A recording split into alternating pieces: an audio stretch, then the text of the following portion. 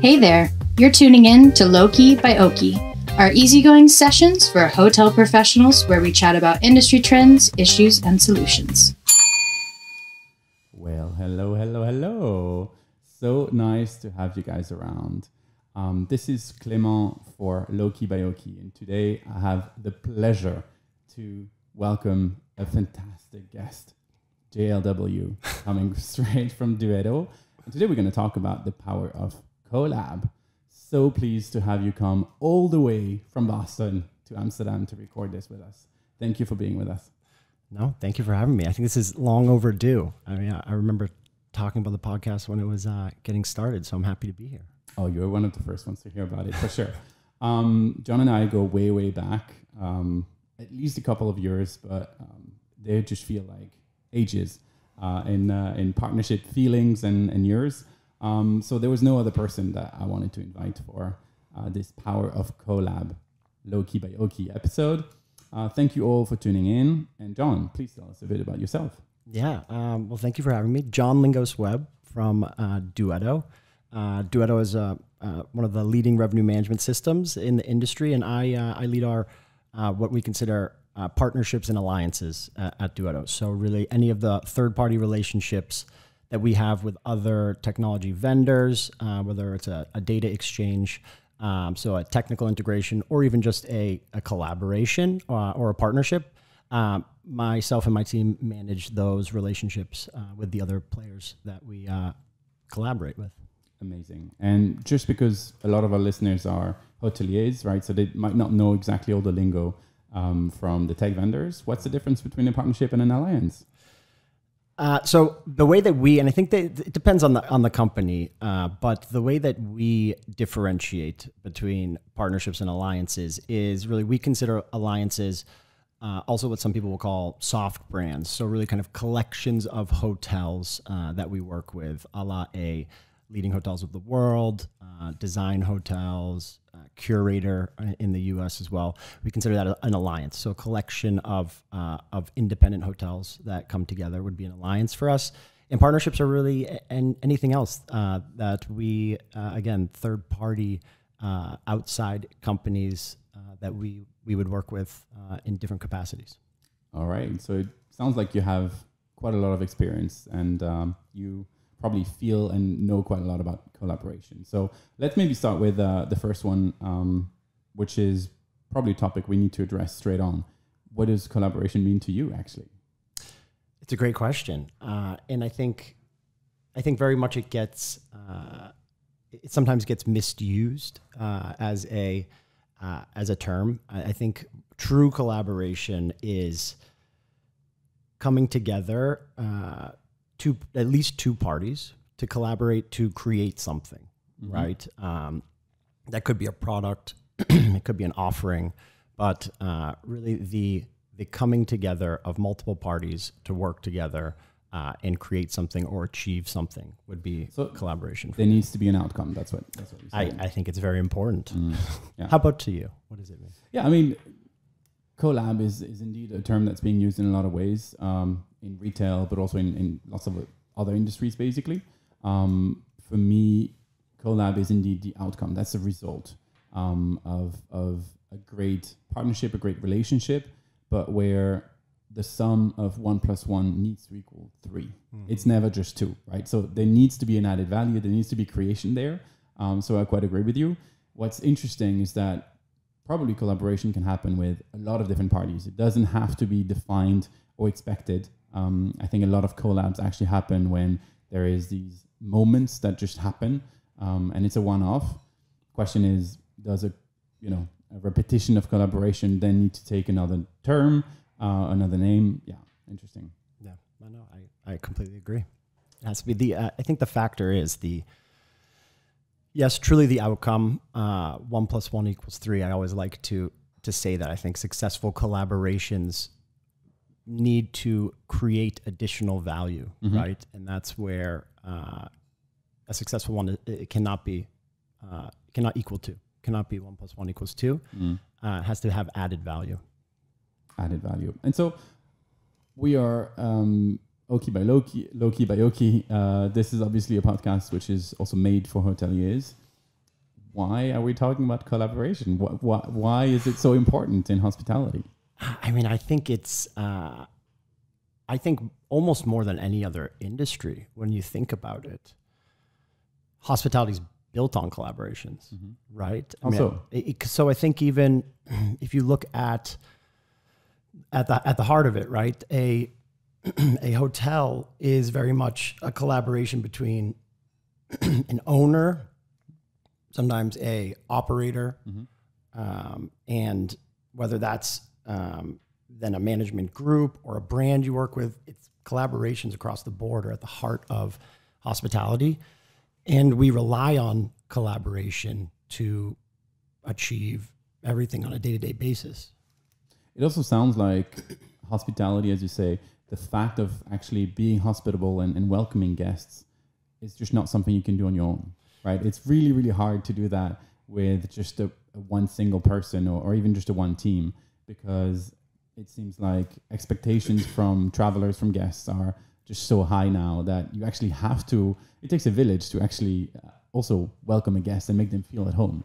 Of course. And I think, I think we both being hospitality technology vendors sometimes get, I would say, a little fixated on the technology part of it. But again, hotels from the ground up are true collaborations of people, of guests, of every every aspect of the word, I would consider. And how much do you think collaboration play a role in what is so dear to us, which is innovation, right? As tech savvy and also kind of passionate about bringing innovation and solutions to the world of hospitality through technology. How much do you think collaboration contribute to that? I think it contributes massively to it, right? I mean, I think we look at the technology landscape and systems need to integrate, which is a collaboration. We need to have partnerships and collaborations in order to even fulfill a reservation, a check-in, a guest service. There's collaborations and checkpoints at every kind of step of the way. Now, I think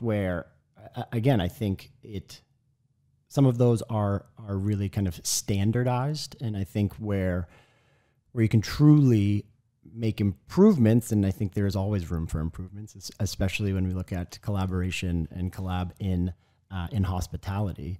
But I think again, it's when a collaboration goes above and beyond what the minimum viable needs to be, right?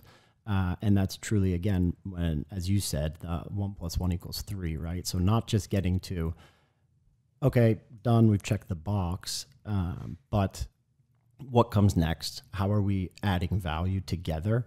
And I think that's really where there can be improvement when we see that, is just continuing. Right? So what you're saying is that, sure, it takes a village to actually even receive a reservation, right? Make sure that a guest is actually welcome and expected in a property.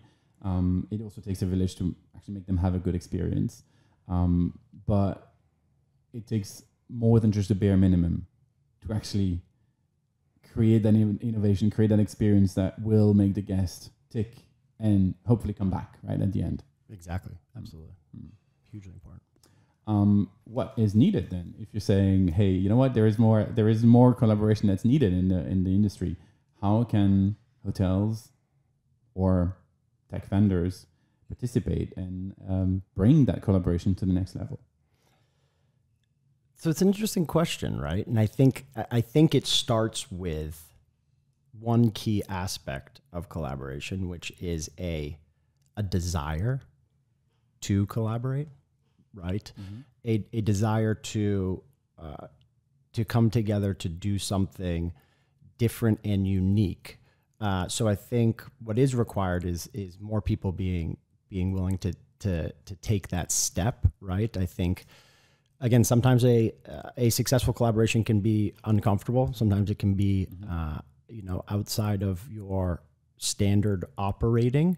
So I think there's a little bit of, for a true successful collaboration, a little bit of uncomfortability or learning. And so I think really like the first step is one, having an idea, yes, but also being willing to take a jump to try something. And that's where the true value can come from. So what you're saying is that almost by design, if two organizations get together and want to create something new, it will feel a bit uncomfortable, but that's a good sign. That means that you're actually creating something new rather than just the bare minimum. I think it is, right? I mean, I think that's absolutely where you see the best collaborations come. Is that sometimes it might not either seem logical, but to have a unique collaboration and one that's maybe leads to innovation, you usually do have to do something that's uncomfortable or outside of the norm. And well, on that point, what I'm curious about is, I think we're seeing a lot of collaborations that are maybe expected, and that is maybe something I would call just relationship or partnerships, because you actually have to work with each other. Let's take a property management system and a tool like Duetto or like Oaky. We just have to work together. Yep. So that's maybe not where most of the innovation is going. And then there is these collaboration that kind of rotating around that, which are unexpected. And I also feel like from a creator perspective, this is also what's the nicest to talk about, right? When your customers, and in our case, that's our hotels, coming to us and saying, but why do you partner with Duetto? Why do you actually have an integration or even a collaboration? And the fact that this question is asked is probably because it's also not expected and therefore maybe not comfortable for them. And that's also a great platform then to actually bring that innovation, bring that education into the confirmation that this is something new, that innovation is truly created when people question you, but why do you even have to do this? Yeah, I think it's that. And I think, again, like any good discussion, I mean, I think it starts with the questions, right? So you're saying, why do you have to do this, or why are you doing it? But also I think it's just kind of a question that I love is like, why not do it, right? Like, why not try it? And I think that's kind of how our collaboration between Duetto and Oaky came about, right? It was a conversation with a client who said, like, it doesn't make sense that these two systems are not talking to each other, right? And again, it starts with that question, like, why not?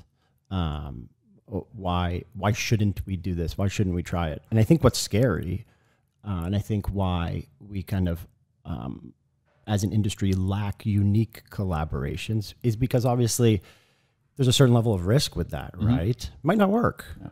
It might not work. And that's scary to do. We all have prioritization, we all have, we all have to do resource allocation. We have all of that. So it's scary to jump into a collaboration that might not work or might not lead to the results that you are expecting. But again, I think that really is where the best collaborations come from. But asking the questions first is so important.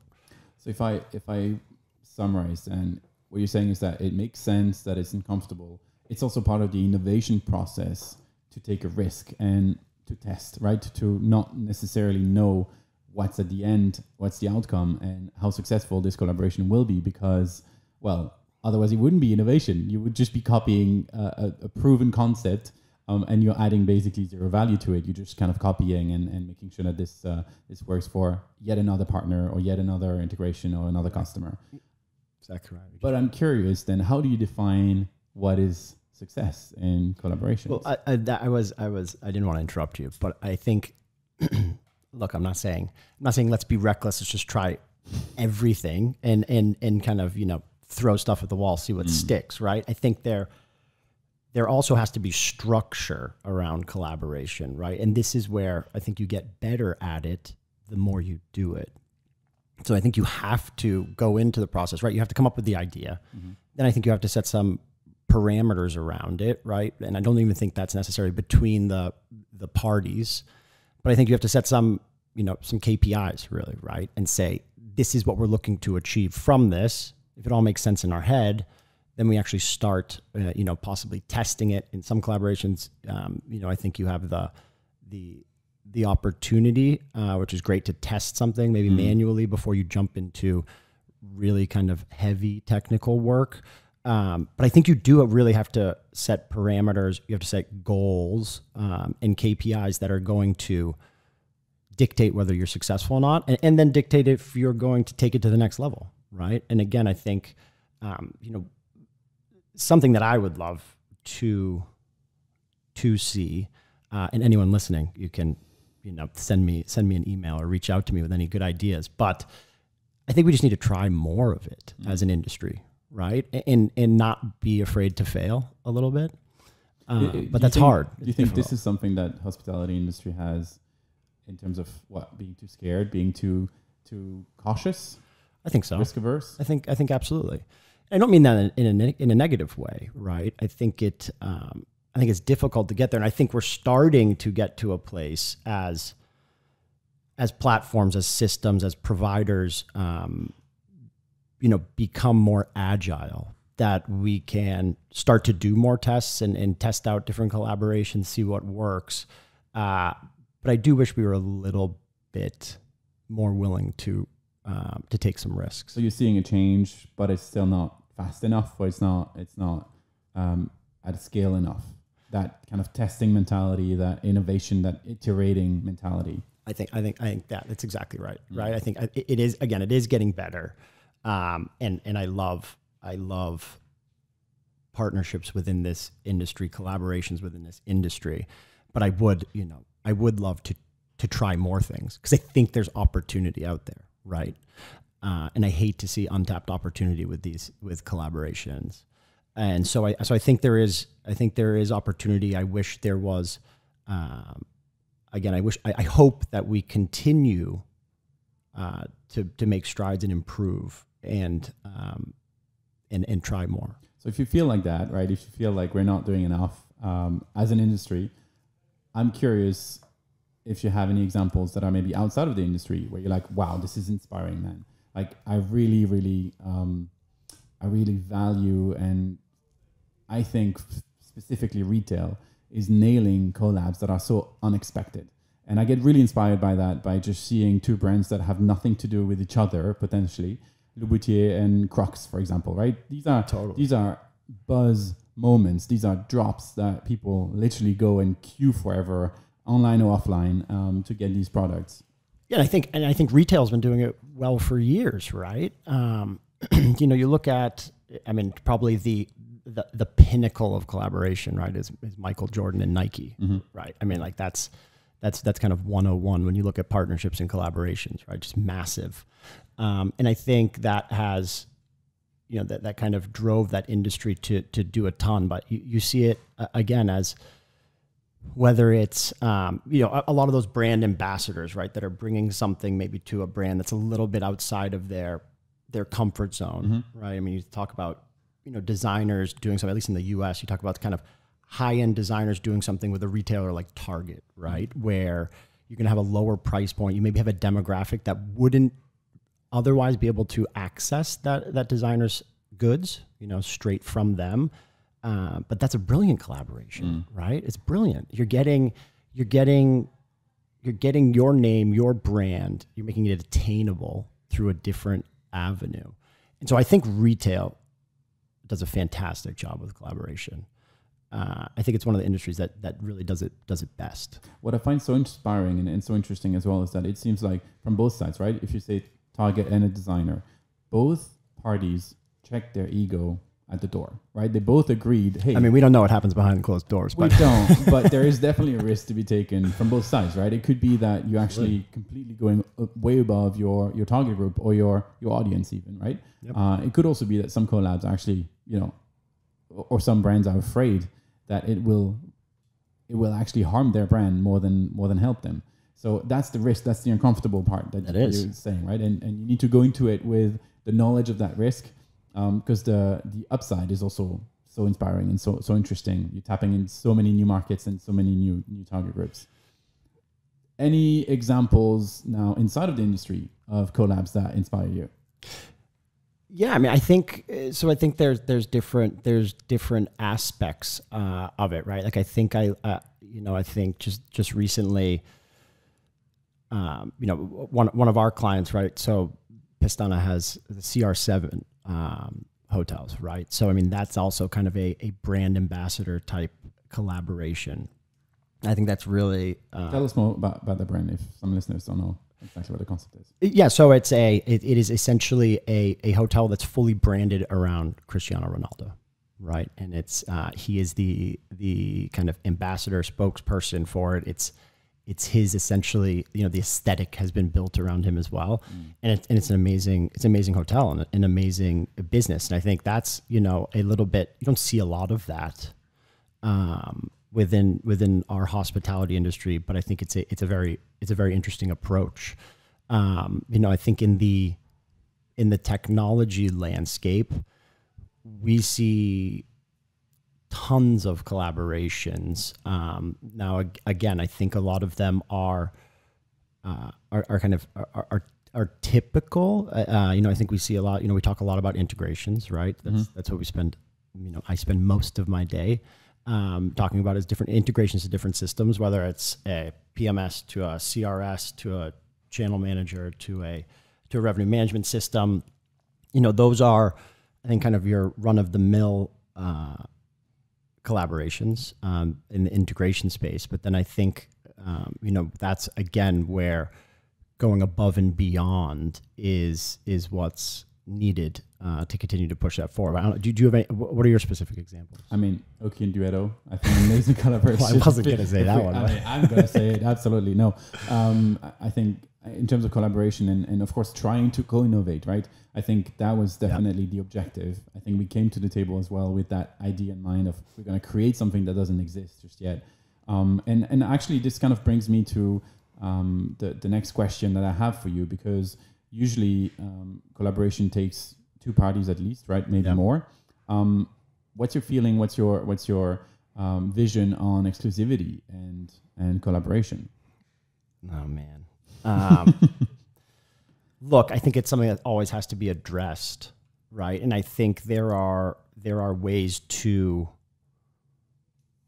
maybe have a limited time of exclusivity, but I do think that when you go into a collaboration with the mentality that if this works, we don't want anyone else to do it, is just a very unfortunate approach. I'm not a big fan of it, because I think, while you do want to have differentiators, right, you still want to have the ultimate goal being that, I hope you want to have the ultimate goal being that we want to push the industry as a whole forward, right? And I don't think exclusivity helps us get there, right? I mean, I think at one point the way you described it is kind of then the 1 + 1 becomes bracketed, right? And it becomes 1 + 1 only equals 2 then, right? Can only equal 2. Yeah. If it's exclusive, they can only equal 2. And I think that's where, especially if you do a collaboration that works, you should want other people to do it and even continue to iterate on it, right? That's where good ideas come from. So I think in some very unique cases, exclusivity may be appropriate, but as a whole, it's not my favorite approach, right? And I think there are also ways that, I mean, like, it just seems like such a cop-out, right? Like, it's like, if you do something cool enough and well enough, then it shouldn't have to be exclusive, right? Like, make it better. Exactly. You're just settling. At the end, it shouldn't be like a legal clause in a contract that makes you stand out. It should really be the actual outcome that is coming from that collaboration. And if you're cool enough, then people will copy you, and you should actually take that as potentially the best form of flattery rather than imitation. Sincerest form of flattery. Nice. John, we're about to wrap up. Maybe one last question. I know time flies when the topic is so interesting. Maybe last question. What is your key takeaways from collaboration? How to actually start a collaboration even? Do you have a magic formula? So in advance of this, I came up with John's 3 C's of collaboration. John's 3 C's. I like that. Yeah. And my first one is courage, right? We talked about this a little bit where I think you have to really, you have to be brave enough to try something. You have to really be, have the courage to try something new, to make it a unique enough collaboration to move forward, right? To make it successful. Mm-hmm. So courage is my first one. Compromise is my second. You have to also have compromise, right? When you have 2 parties or more, there has to be a conversation. If one party is winning way too much, I always say this in partnerships or collaborations.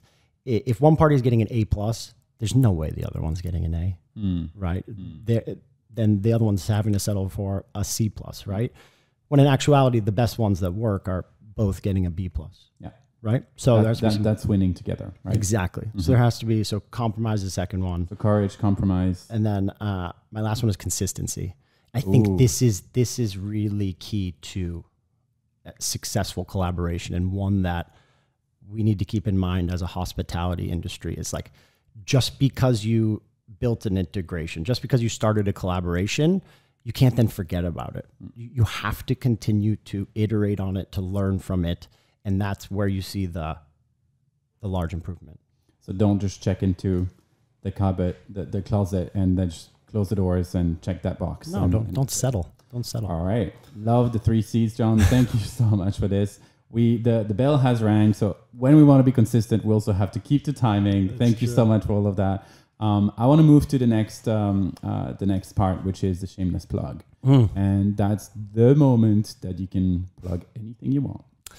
Yeah, so no, I think I just want to take the opportunity to make sure that everyone is aware of who Duetto is, right? Duetto is a revenue management system as we know them, but really kind of Duetto's mission ultimately is to become the revenue and profit operating system for the hotel industry, right? And I think we are starting to push forward where we see opportunity, being as dynamic as possible with pricing. We have a new product out called Dynamic Optimization, which is really truly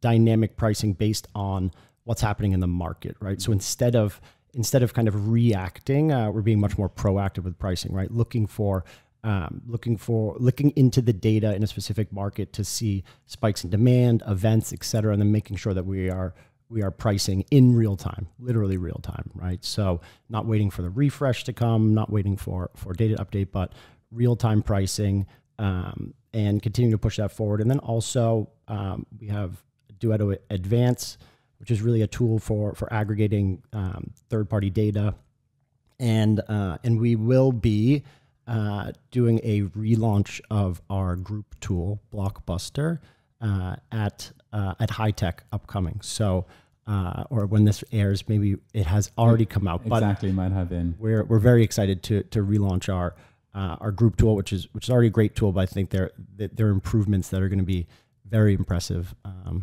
we're looking forward to it. Amazing. Thank you so much. My turn to do a shameless plug, and I'm going to do a very personal one, actually, like very, very personal one. I'm about to embark into the most personal collaboration you can imagine.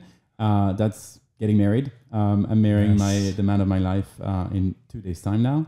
So very excited, and that also means that there's a lot of prep, a lot of courage, also a lot of compromise, and definitely a lot of consistency that needs to happen in there. So John's 3 C's. Yes, I'll keep on thinking about these so much.